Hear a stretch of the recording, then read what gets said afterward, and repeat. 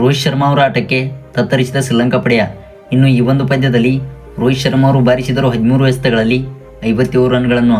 ಹಾಗೆ ವೀಕ್ಷಕರೇ, ಈ ಒಂದು ಪಂದ್ಯದಲ್ಲಿ ರೋಹಿತ್ ಶರ್ಮಾ ಅವರು 133 ವರ್ಷಗಳ ದಾಖಲೆ ಸಮೇತ ಧ್ವಂಸ ಮಾಡಿ ಹಾಕಿದ್ದು, ಹಾಗೆ ಈ ಒಂದು ಪಂದ್ಯದಲ್ಲಿ ಟೀಮ್ ಇಂಡಿಯಾ ತಂಡಕ್ಕೆ ಆಸರೆಯಾಗಿದ್ದಾರೆ.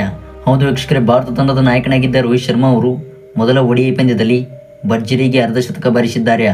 ಹೌದು ವೀಕ್ಷಕರೇ, ಇವತ್ತಿನ ಪಂದ್ಯದಲ್ಲಿ ಟಾಸ್ ಸೋತು ಮೊದಲು ಬ್ಯಾಟ್ ಬೀಸಿದ್ದ ಶ್ರೀಲಂಕಾ ಪಡೆಯು 230 ರನ್ ಗಳಿಸಿ 8 ವಿಕೆಟ್ ಕಳೆದುಕೊಂಡಿತ್ತು. ಇನ್ನು ವೀಕ್ಷಕರೇ, ಈ ಒಂದು ಅಲ್ಪ ಮೊತ್ತದ ಗುರಿ ಬೆನ್ನಟ್ಟಿದ್ದ ಭಾರತ ತಂಡದ ಪರ ರೋಹಿತ್ ಶರ್ಮಾ ಅವರು ಭರ್ಜರಿಗೆ ಅರ್ಧಶತಕ ಸಿಡಿಸಿ ಭಾರತ ತಂಡಕ್ಕೆ ಪವರ್ ಪ್ಲೇನಲ್ಲೇ ನೆರವಾಗಿದ್ದಾರೆ.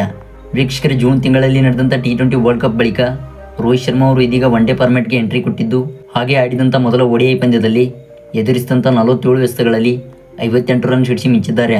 ಹೌದು, ಈ ಒಂದು ಅರ್ಧಶತಕದ ಇನ್ನಿಂಗ್ಸ್ನಲ್ಲಿ 7 ಬೌಂಡ್ರಿ ಹಾಗೂ 3 ಸಿಕ್ಸರ್ಗಳು ಒಳಗೊಂಡಿದ್ದು, ಹಾಗೆ 123.4 ಸ್ಟ್ರೈಕ್ ರೇಟ್ನೊಂದಿಗೆ ಉತ್ತಮವಾದ ಬ್ಯಾಟಿಂಗ್ ಮಾಡಿದ್ದಾರೆ. ಮತ್ತು ದ್ವಿತೀಯ ಇನ್ನಿಂಗ್ಸ್ನಲ್ಲಿ ಟೀಮ್ ಇಂಡಿಯಾ ತಂಡದ ಸದ್ಯದ ಲೈವ್ ಸ್ಕೋರ್ 173 ರನ್ಗಳಿಗೆ 5 ವಿಕೆಟ್ ಕಳೆದುಕೊಂಡಿದೆ. ಹೌದು, ಈ ಒಂದು ಅಲ್ಪ ಮೊತ್ತದ ರನ್ ಚೇಸ್ನಲ್ಲಿ ರೋಹಿತ್ ಶರ್ಮಾ ಅವರು 58 ರನ್ ಗಳಿಸಿದರೆ ವಿರಾಟ್ ಕೊಹ್ಲಿ ಮತ್ತು ಶ್ರೇಯಸ್ ಅಯ್ಯರ್ ಅವರು 43 ರನ್ಗಳ ಜೊತೆ ಆಟ ಆಡಿದ್ದಾರೆ. ವೀಕ್ಷಕರೇ, ಇದಾಗಿತ್ತು ಸೆಕೆಂಡ್ ಇನ್ನಿಂಗ್ಸ್ನ ಪುಟ್ಟ ವರದಿಯ.